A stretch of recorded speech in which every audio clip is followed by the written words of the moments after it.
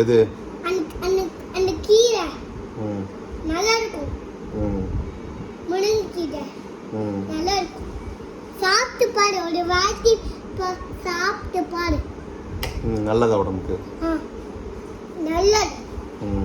அட சொல்றேன். நீ சாப்பிட்டியா? நான் சாப்பிட்டுக்கேன். நான் சாப்பிட்டுக்கேன். உனக்கு யார் சொன்னா? எங்க மேம், எங்க நந்தி, எங்க தேவிகா மேம்.